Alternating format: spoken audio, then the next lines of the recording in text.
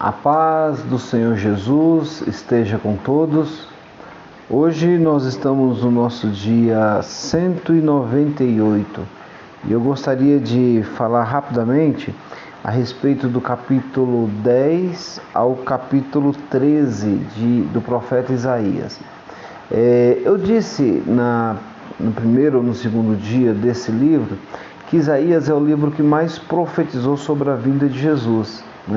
De fato, a gente vai ver aqui, principalmente no capítulo 11, a respeito de como Jesus é manifesto ali e como a gente percebe a profecia sobre Jesus. Mas também a gente percebe, além disso, a gente percebe também que a soberania de Deus está em toda a terra. Aqui a gente vê um povo escolhido por Deus se desviando, se relacionando com ídolos, perdendo toda a noção, perdendo toda a característica de um povo liberto. Eles ficam presos principalmente à idolatria, à corrupção, a questões de orgulho e tudo isso. Deus chega uma hora que Deus ele vai requerer deste povo aquilo que Deus deu a eles, que é a liberdade. Então Deus vai requerer a responsabilidade daquilo que o próprio Deus fez. Olha o que acontece aqui no capítulo 10. O capítulo 10 começa falando sobre o ai, Essa palavrinha ai, ela tem uma consequência muito, muito grande. Olha o que ele fala: ai daqueles que fazem leis injustas, ai daqueles que escrevem decretos opressores para privar os pobres dos seus direitos. É como se Deus estivesse dando como um exemplo negativo aquelas pessoas que cometem erros. Você lembra lá no livro, Jesus ele fala muito isso, a respeito dos fariseus, a respeito dos falsos religiosos. Lá no capítulo 23 de Mateus, existe uma seleção de ais. Ai de você que gosta de falar em público, que gosta de falar bem, mas o coração está sujo. E tem diversos ais lá, depois você dá uma olhada. Mateus capítulo 23. Nesse caso aqui eram líderes e sacerdotes que o Senhor estava condenando-os pela falta de testemunho que eles davam, E aí vinha um juízo de Deus sobre eles. Inclusive, é dito que Deus usaria até a Assíria, toda poderosa Assíria. O Senhor fala assim: a Assíria para mim é só um bastão. O bastão ele não pode se levantar contra aquele quem segura. Então, eu vou usar a Assíria para castigar o meu povo Israel, para aniquilar, porque eles estão longe de mim, eles só querem saber da idolatria, mesmo eu explicando que isso afasta de Deus. E aí Deus usa a Síria, e o rei da Síria, que era todo orgulhoso, o Senhor fala assim: ele é apenas um objeto nas minhas mãos. E com isso o Senhor vai trazer juízo sobre Israel e vai trazer uma guerra sobre Israel. Mas é dito no final aqui do capítulo 10 uma profecia, que aí sim nós vamos entrar na profecia sobre Jesus. Ele vai falar que Deus vai usar o inimigo para, como se fosse numa floresta, cortar todas as árvores, e depois vai usar o broto que vai nascer, que é a raiz de Jessé. Olha o que diz aqui no versículo 33 do capítulo 10. Vejam, o soberano, o Senhor dos exércitos, presta atenção, cortará os galhos com grande força. As árvores altivas serão derrubadas, as árvores altas serão lançadas por terra. Como um machado, ele ceifará a floresta. Esse é o final do capítulo 10. No início do capítulo 11, é dito o seguinte: um ramo, essa é a palavra profética que eu falei para vocês, que a profecia se cumpre em Jesus. Um ramo vai surgir dos troncos de Jessé. Essas mesmas árvores que foram cortadas pelo inimigo. Vai surgir um ramo do tronco de Jessé. Quem é Jessé? O pai de Davi. Então, da geração de Davi é que veio Jesus. Das suas raízes brotará um renovo. O Espírito do Senhor repousará sobre ele, o Espírito que dá sabedoria e entendimento, o Espírito que traz conselhos e poder. Vamos devagar aqui.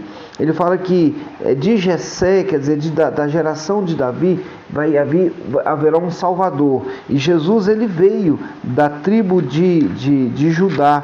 Ele é aquele que é essa raiz de Davi, não é? Então, essa profecia se cumpre em Jesus em todos os aspectos. Olha o que ele diz mais. É que o reino vai ser inaugurado na geração de Jessé. Vocês lembram quando Jesus fala sobre o reino? Quando ele algumas pessoas o acusam de ser o maioral dos demônios, né? Os caras falam assim, esse aí porque é o maioral dos demônios. E Jesus falou, se eu expulso o demônio pelo poder de Deus, é porque é chegado o reino de Deus.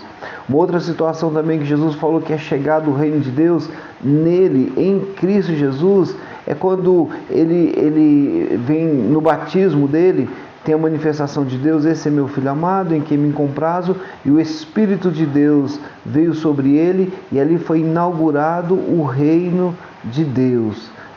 Quando João Batista também pede para que os discípulos de João Batista confirmem se Jesus de fato é o Messias, Jesus fala assim, olha, avisa para eles que os cegos estão sendo curados, os doentes estão sendo curados, os mancos, os aleijados estão sendo restaurados, e é chegado o reino de Deus. Então, o reino de Deus, que essa profecia se cumpre em Jesus.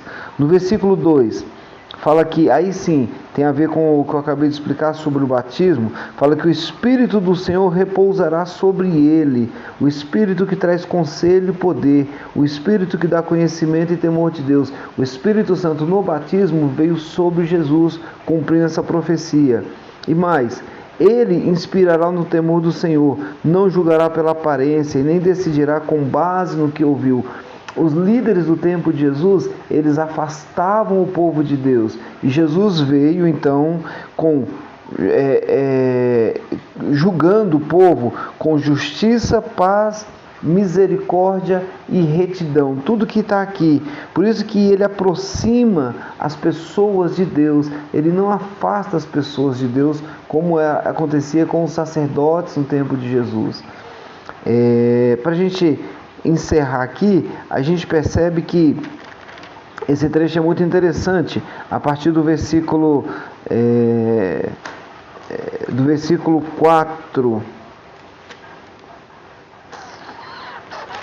a partir do versículo 4 não, a partir do versículo 6, vamos logo para cá, fala que o lobo viverá com o cordeiro, o leopardo se deitará com o bode, e vai falando sobre todos os animais. Não dá tempo da gente ler aqui, mas rapidamente, esse aqui está falando que em Jesus será restaurado todas as coisas, inclusive a restauração, o que acontecia no Éden.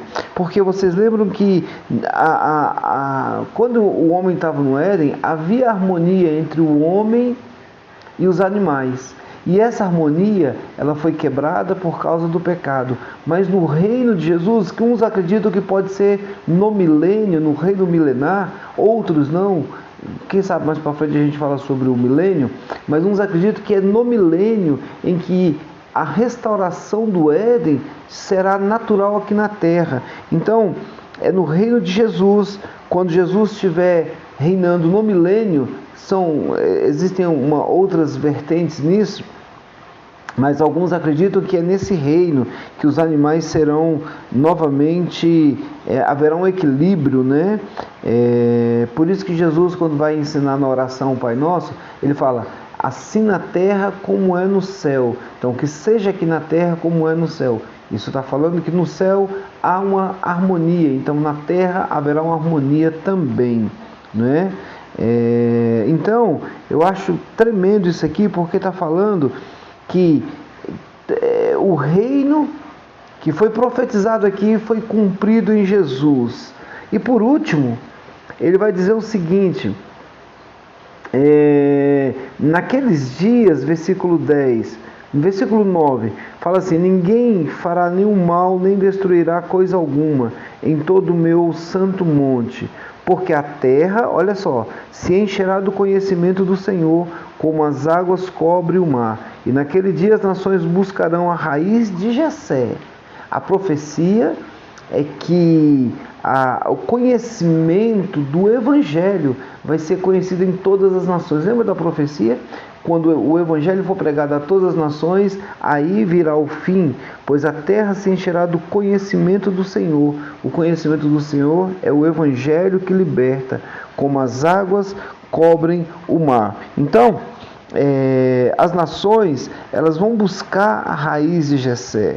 As nações serão todas as nações terão conhecimentos do Evangelho, até as nações onde o Evangelho não pode ser pregado hoje, todas as tribos, línguas, povos e nação.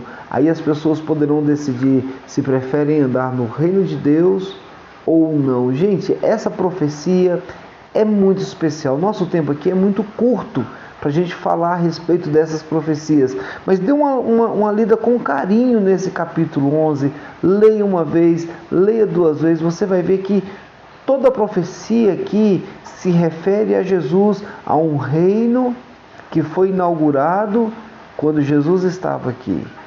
Ele é o Rei dos Reis, tudo remete ao nosso Senhor Jesus. Que Deus te abençoe e tenha uma excelente leitura.